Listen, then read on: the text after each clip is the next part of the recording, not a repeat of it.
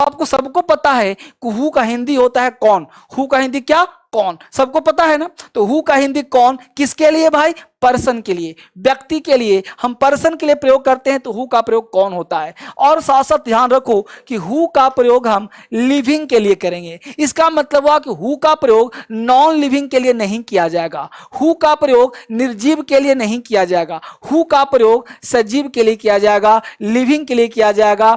Who का हिंदी होता है कौन, इसका प्रयोग हम पर्सन के लिए करेंगे, लिविंग के लिए करेंगे। एक खास बात आपको समझने का प्रयास करना है। दूसरा कहा था कि सब्जेक्ट का पता लगाते हैं, यानी हु का प्रयोग जब करते हैं तो सब्जेक्ट का पता लगाते हैं। यानी कि हम पूछते हैं अगर हु आर यू, तुम कौन हो, तो ये क्या हुआ, सब्जेक्ट को ढूंढते हैं। यहां कौन आता है, हु कम्स हियर, वहां कौन है, हु इज देयर। तो इस तरह से आप प्रयोग करते हो हु का प्रयोग। इस वीडियो को ना 2-3 बार आप देख लेना, बड़े बारीकी से बनाया गया है। तो हु तलाश किस करता है, सब्जेक्ट का। जैसे हु आर यू, तुम कौन हो, यानी तुम्हारे बारे में जानना चाहता है, तुम सब्जेक्ट हो। तो यहां हु आर यू का प्रयोग किया, पता लगाते हैं।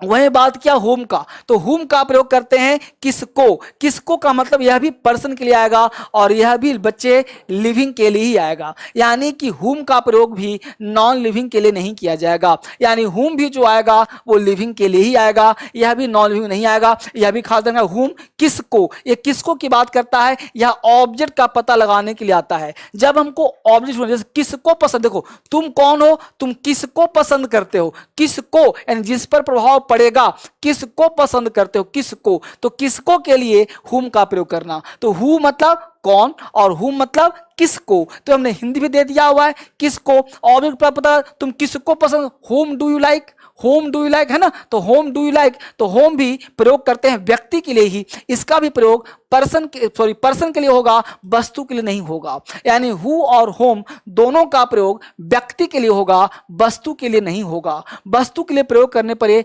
गलत हो जाएगा। ये 2 बात समझ में आया आपको। हु का प्रयोग रिलेटिव प्रोनाउन में भी करते हैं। जब आपको प्रोनाउन पढ़ाया होगा डीएस इंग्लिश पर इसी चैनल पे, तो आपने देखा होगा वहां पे एक डिटेल में पढ़ाया गया है, प्रोनाउन में, रिलेटिव प्रोनाउन में पढ़ाया होगा, उसको भी एक बार देख लेना, ठीक है। तो हुम का मतलब किसको, फॉर पर्सन, लिविंग के लिए प्रयोग करते हैं। ऑब्जेक्ट का पता लगाता है, किसको पसंद करते हो, किसको जानते हो, है ना, इस तरह से बोलते हैं इसको हम लोग। पहले आपको एक एक वर्ड समझना है हिंदी में। जैसे हमने कहा हुज, अब हुज का प्रयोग कहां करते हैं भाई, तो हुज का हिंदी होता है किसका, किसका।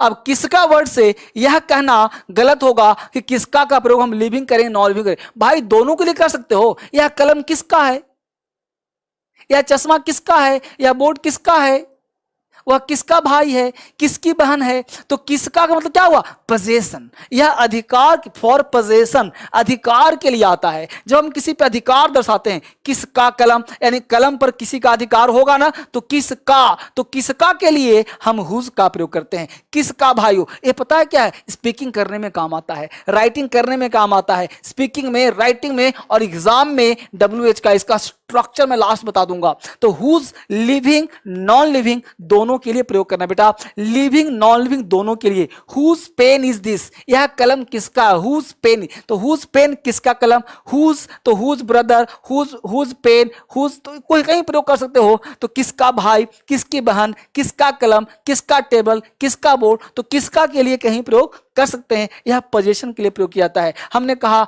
मेरे पास एक कुत्ता है, आई हैव अ डॉग, है ना, उसका नाम कल्लू है, हुज नेम इज कल्लू। तो हुज उसका नाम हो गया, बात समझ पा रहे हो। तो उसका या किसका, तो यह भी ध्यान देना है अब वो खास करके। तो किसका मतलब पोजेशन, है ना। यहाँ पे एक सेंस होता है जिसका, जिसका भी ध्यान रहे बेटे, जिसका। जैसे मैं कहूं कि मेरे पास एक गाय है, I have a cow whose milk is sweet. मेरे पास एक गाय, I have a cow whose milk is sweet, जिसका दूध मीठा है। तो हुज का सेंस जिसका के अर्थ में भी हो जाता है, ये बात समझना है। अगला वर्ड है व्हाट। व्हाट का मतलब होता है क्या या कौन सा। व्हाट का 2 हिंदी होता है, क्या और कौन सा। जैसे फॉर थिंग्स या प्रोफेशन के लिए प्रयोग करते हैं, या तो वस्तु के लिए what is this, what is this, या क्या है। या फिर हमने प्रयोग किया प्रोफेशन के लिए, हमने पूछा व्हाट इज योर फादर, तो व्हाट इज फादर, तुम्हारे पिताजी क्या है, नहीं, तुम्हारे पिताजी का प्रोफेशन क्या है, तुम्हारे पिताजी कौन सा काम करते हैं। प्रोफेशन के लिए भी व्हाट का प्रयोग करते हैं। और कौन सा किताब पढ़ते हो, what book do you read. कहोगे सर विच लगाएंगे, विच भी लगा सकते हो। व्हाट का मतलब भी होता है कौन सा, क्लियर हुआ? तो व्हाट क्या, कौन सा, व्हाट का प्रयोग वस्तु के लिए भी करते हैं और प्रोफेशन के लिए करते हैं। कोई भी अगर